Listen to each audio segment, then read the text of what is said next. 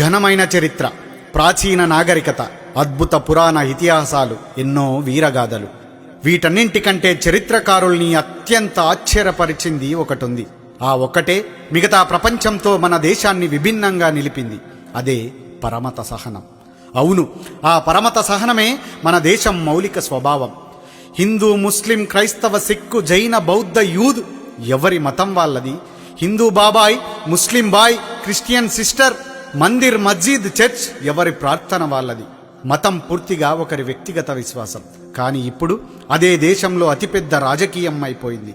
4 గోడల మధ్య మనం పూజించే దేవుణ్ణి పార్టీల జెండా మీదికి తెచ్చేశారు. పరమత సహనాన్ని తుంచి దేవుళ్ల మధ్యలో చిచ్చు పెట్టిందెవరు? ఈ వీధి రాజేష్కు ఆ వీధిలో ఉండే రసూల్తో గొడవెందుకు వస్తోంది? నువ్వు వాడుకున్న సలీం ఇవాళ నీకెందుకు శత్రువవుతాడు? నీతోనే ఈతాడిన విల్సన్ నీకెప్పటి నుండి పరాయి వాడయ్యాడు? అస్మా, జ్యోతి, మేరీ వీళ్ళంతా కలిసి ఉంటే, కలిసి తింటే నీకొచ్చే నష్టమేమిటి? నీ మతానికి ఇంకెవడో ప్రతినిధి ఎలా అవుతాడు?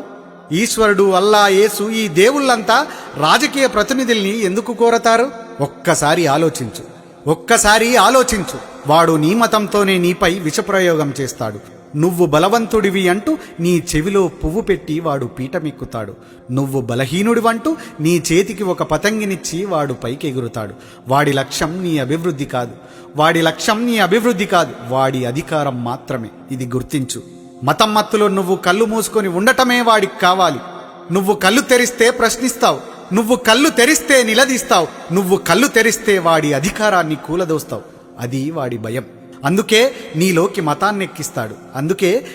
మతాన్నెక్కిస్తాడు. ఆ పైన నిన్ను వాడికి కావాల్సినట్లు ఆడిస్తాడు.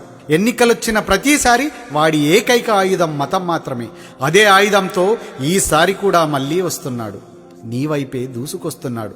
మేలుకో మిత్రమా, మేలుకో, త్వరగా తేరుకో.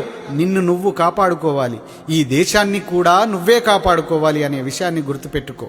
జై హింద్, జై భారత్.